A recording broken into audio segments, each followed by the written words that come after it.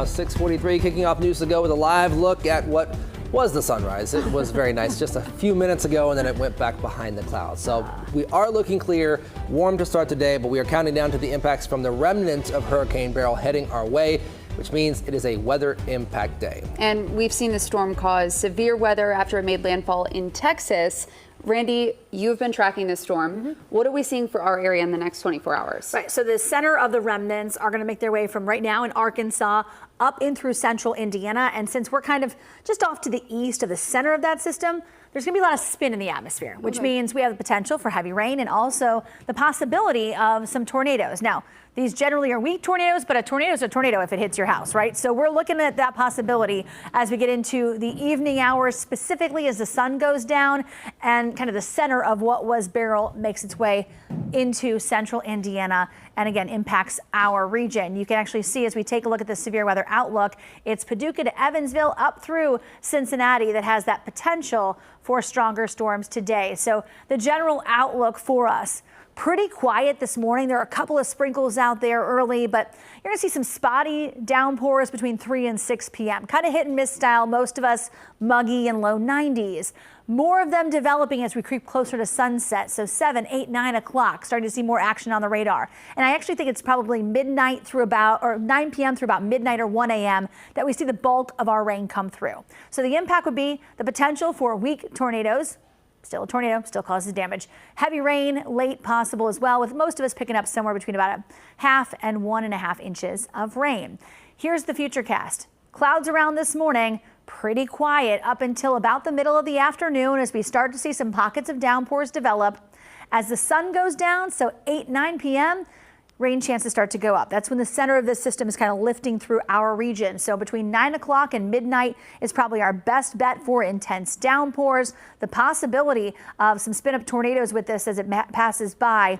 And then by 2 and 3 a.m., that threat is gone, and we're left with much cooler air by tomorrow. For today, it's a weather impact day as we deal with Beryl's remnants, again, specifically late evening. Tomorrow morning, rain moves out. Windy and much cooler, only 78, and then we'll get temperatures back on track to what you'd expect for July as we head in closer to the weekend. Megan? All right, Randy, thank you. News to Go continues with traffic, and you are clear to go this morning, especially if you were in the 275 loop.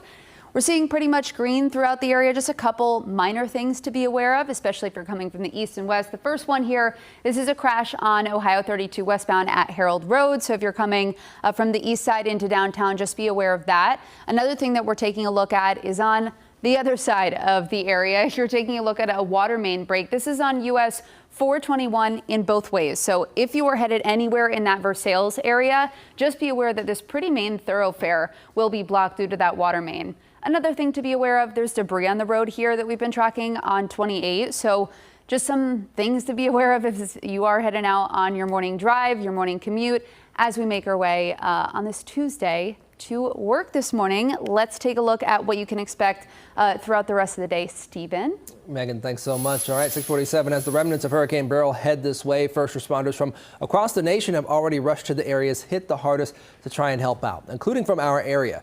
WLWT News 5's Danielle Dindak spoke to a member of Ohio Task Force 1 who's on the ground in Texas right now. Danielle.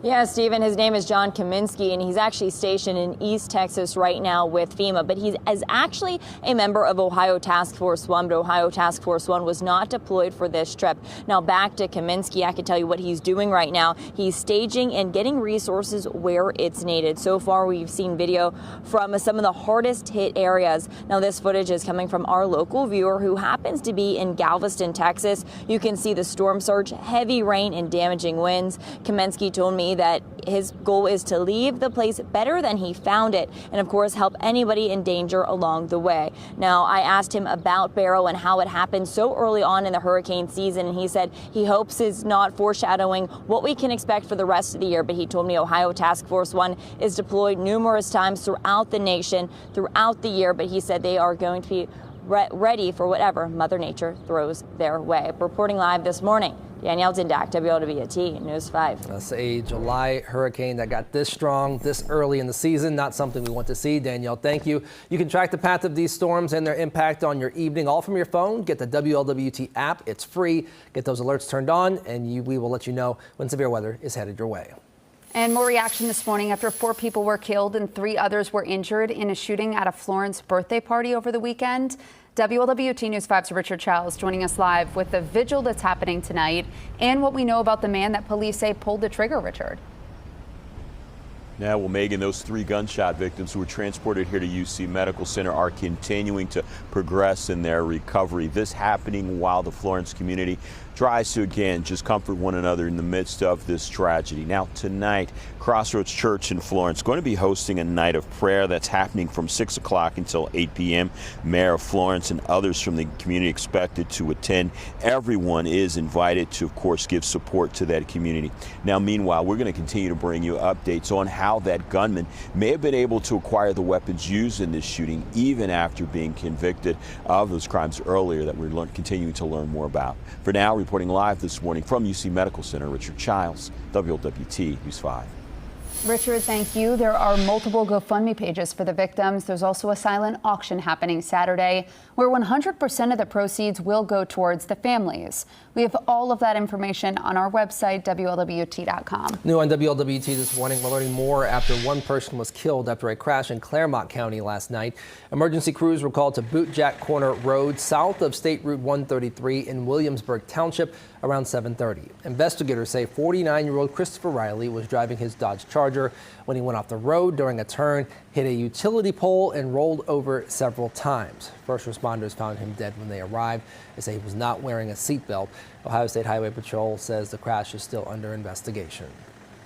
Well, developing here on WLWT, tragedy on a busy, dark road in Florence. A 4-year-old boy with autism killed in the middle of the night over the weekend. The Boone County Sheriff's Office says that a 4-year-old, Jamison Beck, who had autism and was nonverbal, left his home after his family went to sleep. The boy was found by Weaver Road, where he was hit by a car. He was airlifted to Cincinnati Children's, where he died yesterday.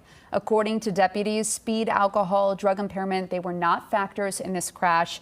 No charges have been filed.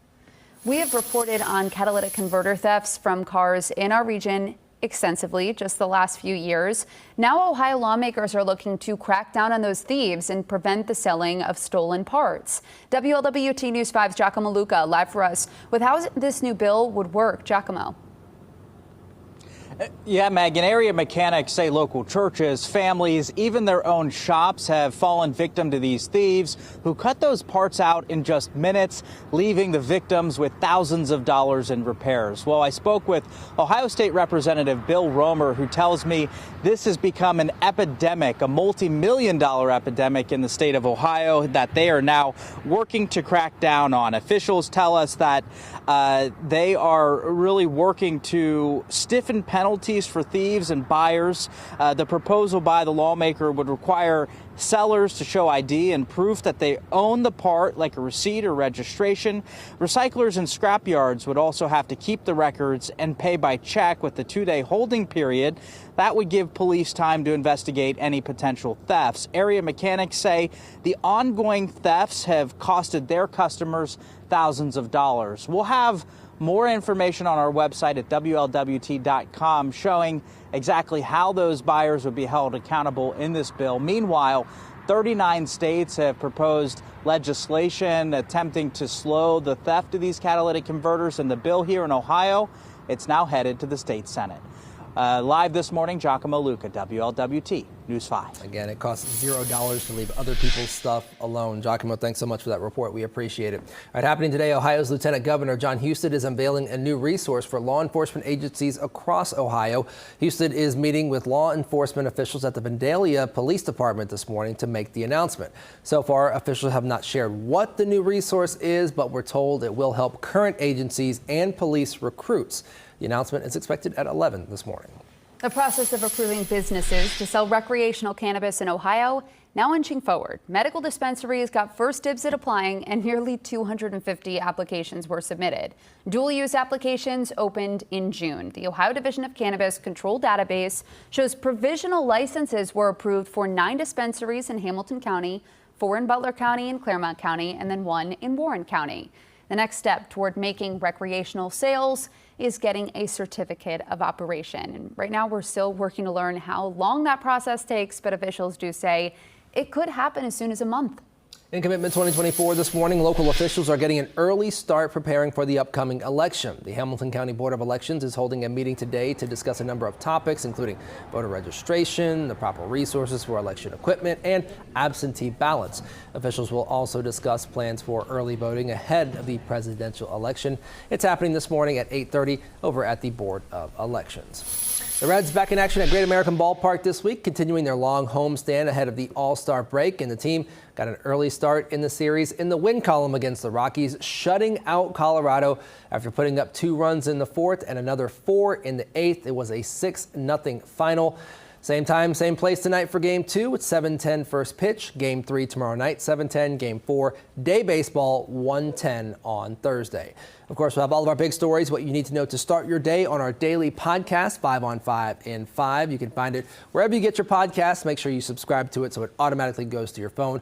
Right now, we do got to get a check on traffic. Some new things popping up out there. Megan. Yes, there are, Stephen. That first new thing we've been following is a crash near Milford here. This is just off of 275.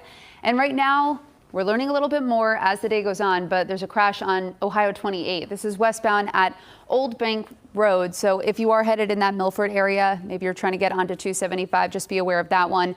The other things we're following are not too big, especially very localized in the region. Versailles has a water main break that we've been following throughout the morning on 421.